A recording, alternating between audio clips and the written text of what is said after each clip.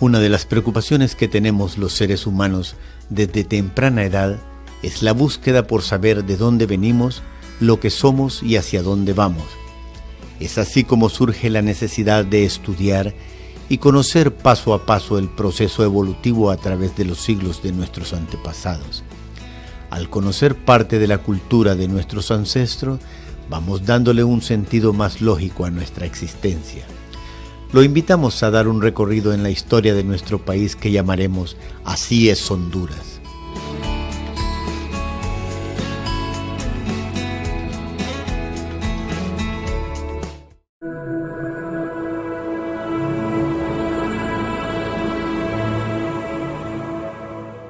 Copán, que está entre las ciudades clásicas más originales y misteriosas del mundo, forma parte del territorio hondureño.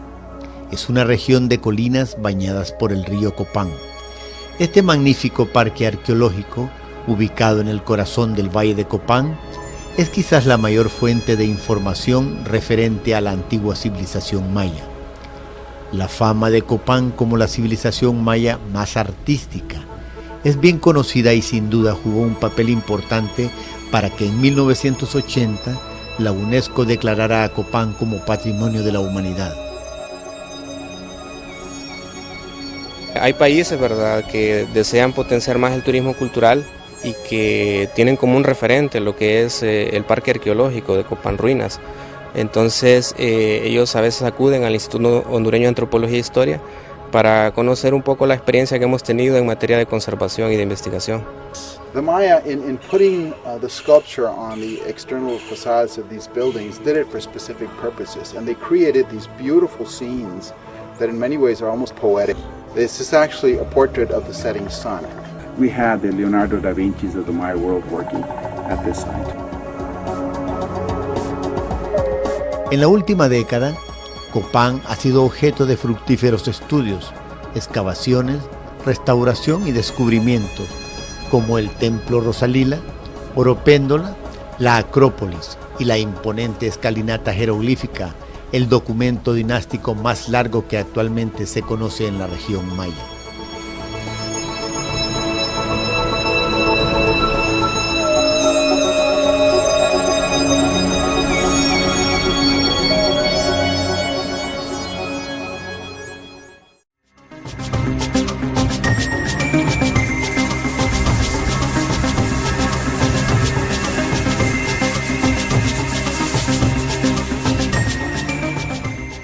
El siglo XVI fue una época de exploración y descubrimiento.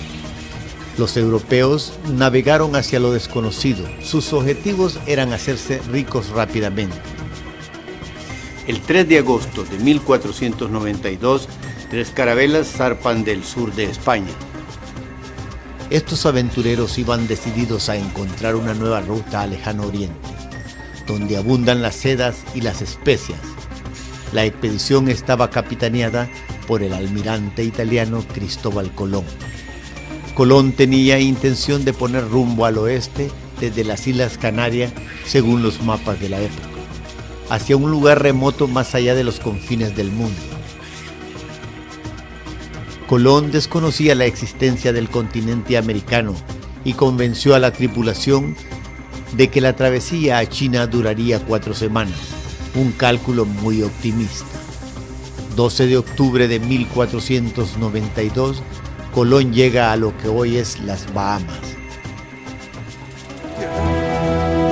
¡Tierra!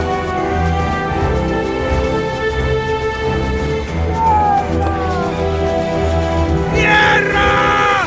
¡Tierra! ¡Tierra a la vista! Colón, en su cuarto viaje, en 1502, descubre Honduras.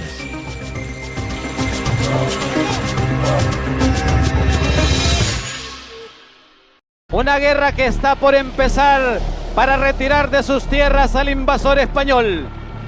Danzan al son de toque de tambores y pitos. Y Lempira fue nuestro primer héroe y que fue por la historiografía en los años, desde primeros años 1900, como Federico Lunardi, lo endiosan y lo hacen como ese héroe patrio. Los reformadores, Marco Aurelio Soto, Ramón Rosa, hacen ese panteón de los héroes nacionales donde va Lempira incluido. Lempira Él ubica entonces su campamento en lo que es las montañas de Cerquín, en lo que es el Congolón. De esas montañas, ahí es donde hace su lucha. Y todo este conjunto de indígenas que hicieron que la conquista de Honduras fuera la más difícil de toda Centroamérica, la más dura para los españoles. Entonces, y que desde ahí se extrae esa identidad nacional, esa identidad de la cultura indígena, que son indomables, indómitos, que luchan por lo que quieren, que es el caso de Rodrigo Ruiz, un gran militar de Alonso de Cáceres, que es en sí el que vence al Empira en una lucha cuerpo a cuerpo, no en una lucha a traición, como se ha explicado popularmente en las escuelas, se nos ha dicho. Entonces eso tiene que quedar bien plasmado en lo que es la educación, que el Empira es señalado como el primer héroe patrio, que tiene esa idea de lucha por la soberanía de su pueblo, por la libertad de su pueblo. Hablar de una personalidad como es el licenciado José Cecilio Díaz del Valle se le conociera como el sabio. Él desarrolló características de un investigador muy profundo dentro de las ciencias mismas. Estoy hablando de ciencias como la geografía, ciencias como la mineralogía, como la paleontología, que estaba en pañales en ese tiempo. También él fue incluso fundador y uno de los fundadores y uno de los primeros maestros de la cátedra de Economía Política en la Universidad de San Carlos, una área de la ciencia muy específica y que desarrolló a profundidad. Por ello, cuando llegó el momento de la independencia en Centroamérica, que se le escogiera a él para ser el redactor de nuestra acta de independencia. Aquí quisiera hacer una aclaración. Al decirle redactor no significa que él escribió el acta de independencia, no. Él lo que hizo fue revisar el acta de independencia, o sea, fue un revisor. Él le hizo anotaciones junto a las cláusulas o los artículos que tenía la Declaración de Independencia. También recordemos que él era abogado, era licenciado en leyes, en derecho. De los licenciados en derecho más jóvenes en graduarse en la Universidad de San Carlos, él tenía apenas 22 años cuando se graduó de licenciado en leyes. Entonces eso demuestra su capacidad intelectual. Él nos deja un legado de vida, un legado de enseñanzas, de cómo llevar a cabo un fin, de cómo desarrollar un sueño. Y José Cecilio del Valle pues fue esa persona.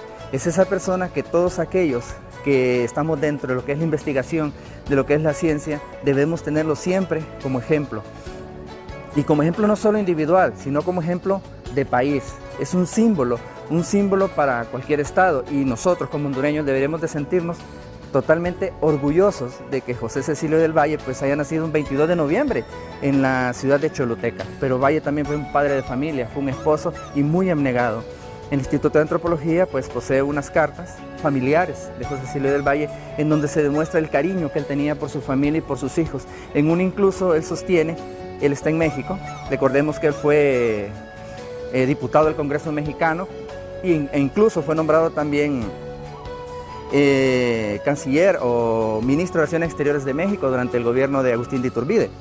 Pues en una de esas cartas que él envía estando en México, él recomienda a su esposa que cuide mucho la educación de su hijo, que cuando él regrese a Guatemala, él le pidiera cuentas de esa educación. Entonces él ahí demuestra el interés que tenía precisamente por esa educación y por ese mejoramiento de su hijo como un buen padre de familia que seguramente lo fue.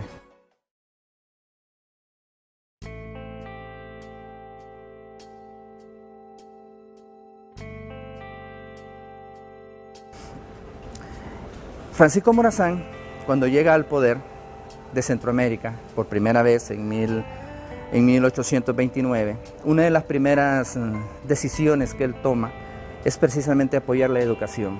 Francisco Morazán podríamos decir que es el primer presidente de Centroamérica que se preocupa directamente de educar a su pueblo, al grado que él creó pues, los monitores en educación. Recordemos que en Centroamérica no había escuelas directamente establecidas, o sea, laicas, todas eran manejadas por la iglesia.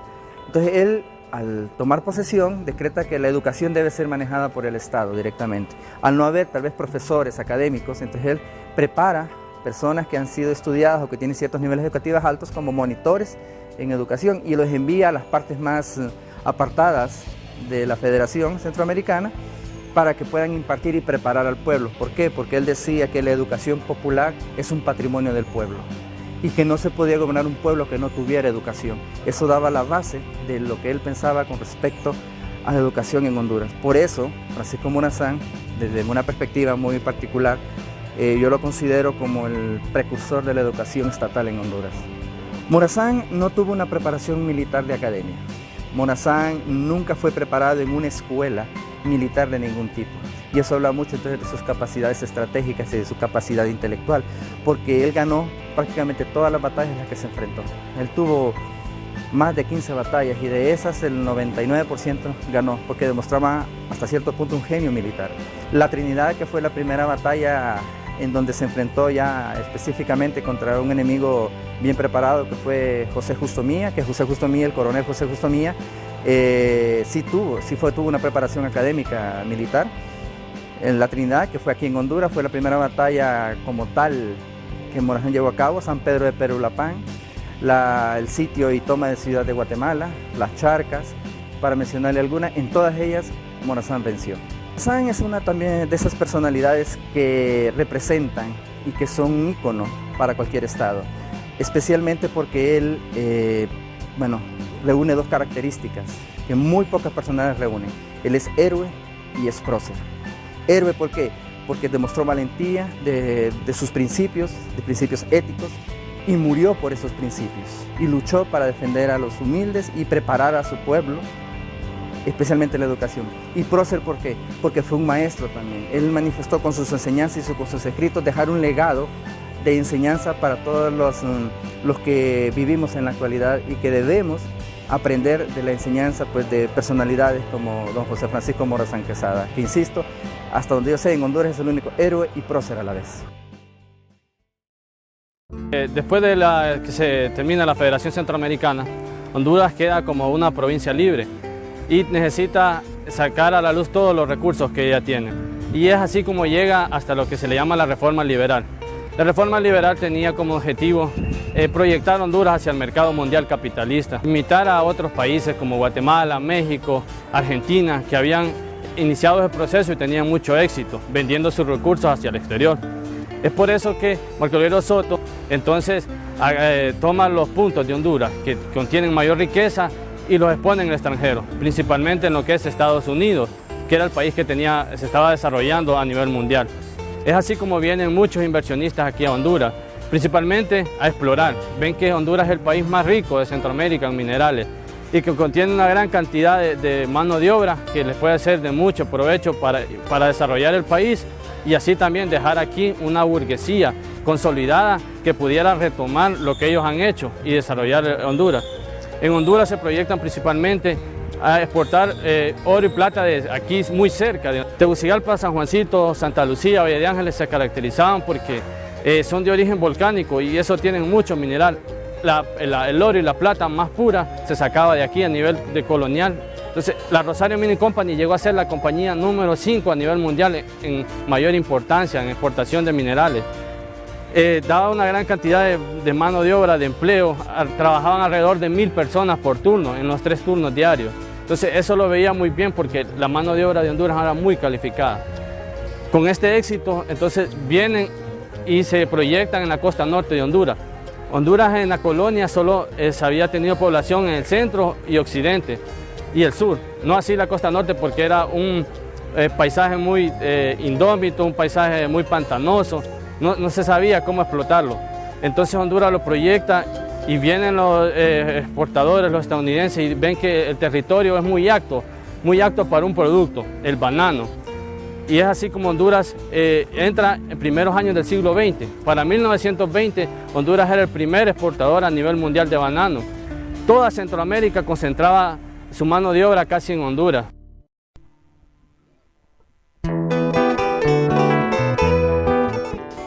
Visitación Padilla para nosotras es la heroína nacional, la única heroína nacional de Honduras. En el altar de la patria aparece Visitación Padilla como la única mujer y de ahí todos puros hombres. Para nosotras es todo un símbolo en el país. Era una intelectual, era poeta, escritora, periodista, prologista y era feminista además. De todas esas cosas, lo más grande de ella es que somos herederas sin testamento del legado que ella les dejó a las mujeres en este país. el haber organizado por primera vez a las mujeres y establecer un programa para las mujeres. Eso es lo extraordinario de Visitación Padilla. Y lo otro es el sentido de identidad que ella tenía. Esa es otra herencia maravillosa que las mujeres no podemos olvidar nunca, que es haber defendido la soberanía del país. Los años 20 del siglo pasado nos deja en el recuerdo, pero que sigue vigente, la defensa de la soberanía patria.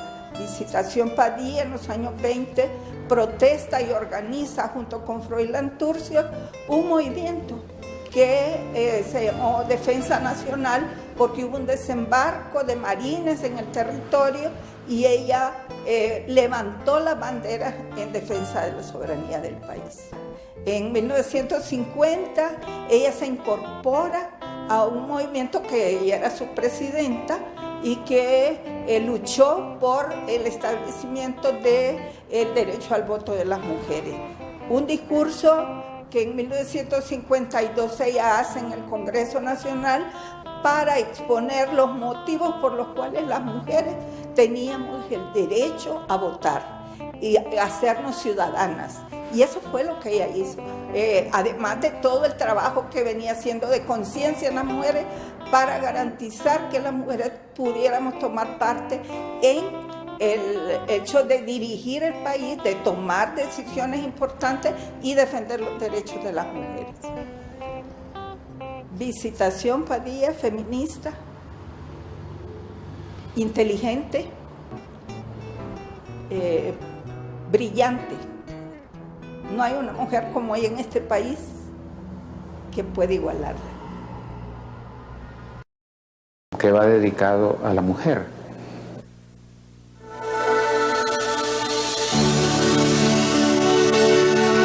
Mujer,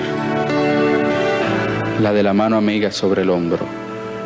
Los extremos se tocan con amor en tus dedos. Juntos recorreremos el andado y desandado camino, y nada haremos que no sea hermoso. Entre la oscura oscuridad oscura de los enamorados, a riesgo de que pueda quebrarse la unidad que sostiene tu cerrada belleza de niña pobre, haremos huesos viejos. Así de sencillo.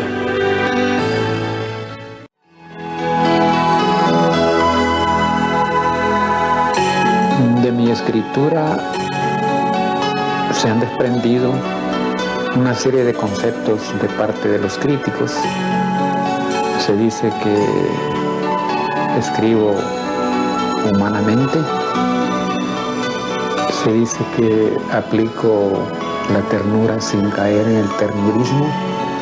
Hay pues una dosificación en todo lo que hago, y ha tenido este texto que he hecho algunas significaciones en otras áreas del arte. Por ejemplo, ha habido interpretaciones en la escultura, en la pintura, en la psiquiatría, en el baile, en la canción.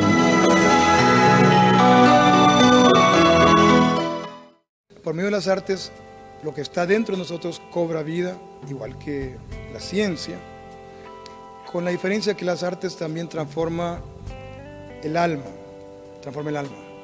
Por eso es que la música, ya bien lo decía antes, decían los famosos filósofos griegos, especialmente la música servía para formar el alma, mientras que la gimnasia, por ejemplo, forma el cuerpo. Necesitamos que nuestros ciudadanos, que nuestras personas, que nuestros niños, de forma paralela a la formación de su intelecto, la formación de su cuerpo, también formen su alma. La expresión de esa alma, que puede ser la expresión de un pueblo, el alma del pueblo, es a través de su cultura, a través de su arte. Si la cultura es grande, la expresión artística va a ser grande, va a ser magnífica, va a ser increíble, siempre va a estar a la vanguardia. Precisamente la educación artística es lo que falta más en Honduras. Bajo su cielo de zafiro, mi corazón y mi pensamiento, en una sola voluntad, exaltarán su nombre en un constante esfuerzo por su cultura. Bendiga Dios la pródiga tierra en que nací. libre y civilizada, agrande su poder en los tiempos y brille su nombre en las amplias conquistas de la justicia y del derecho. ¡Viva Honduras! ¡Viva! ¡Viva la Esperanza y Tibucá! ¡Viva! ¡Viva el grupo folclórico La Intercala! ¡Viva! Nosotros somos una parte de esa etnia que está constituida en este país. Aquí existen 9 grupos étnicos. Nosotros somos uno de ellos, que prácticamente habitan en comunidades en la costa norte del país. Aba mabriga hosun idu henyo. Le nene kubehun. Lida venero. Luga wa baila suwa Daniela ise ni waganago. Ani emenigi ligi bugu bole. Mosu uara bala waibugu. Lu wafase no sun katon to wibabon lida wagaya. Lu ge vichugu ere wamagwa. Lu wanuga ere wamagwa. Lu awanserum. Aba mabriga. Karibu na Nuguya, tenki nia home.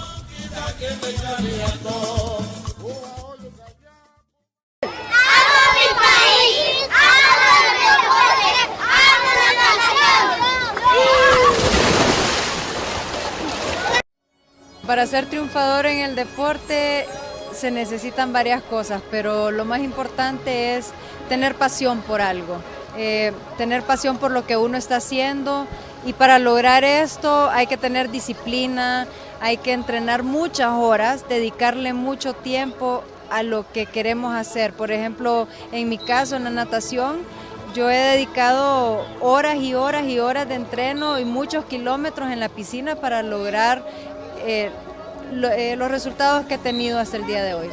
Fui a las Olimpiadas de Seúl, Europa, estuve en las Olimpiadas de Barcelona 92, estuve en un campamento olímpico en Grecia en el 90 también, fui a Estambul hace 1 año y medio y bueno, el deporte me ha llevado a lugares donde nunca pensé ir.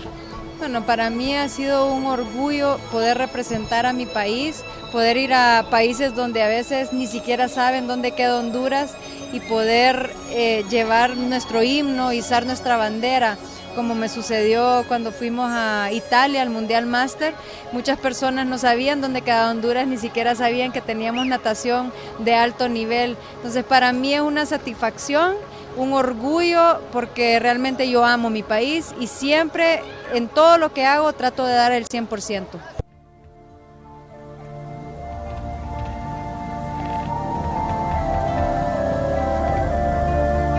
Gracias a Dios, dijo Colón, por librarnos de estas Honduras, después de una tormenta en el mar profundo. Luego así llamo a mi tierra, la más hermosa del mundo. Honduras para soñar, para el amor, para encontrar calor humano. Honduras para el estrés, para gozar y porque es un pueblo sano. Honduras para cantar, para sentir, para llevar la frente alta. San Pedro Sula es pasión, la ceiba ideal de un corazón. Tegucigalpa, vaya pues, te invito a mi tierra, vaya pues, hey brother, conoce a mi gente. Vaya pues, te invito a mi tierra, vaya pues, atrapa su cálido ambiente. Te vas a enloquecer y enamorar, ya vas a ver, nadie se escapa. Te puedo asegurar que a ti también te va a guiar nuestra llama. Orquídeas bellas se dan bajo este sol, si ves Copán, cuánta hermosura. Te hará decir como yo, por estoy más, vaya pueblos, que viva Honduras. Vaya pues, te invito a mi tierra, vaya pues, hey brother, conoce a mi gente. Vaya pues, te invito a mi tierra, vaya pues, atrapa su cálido ambiente.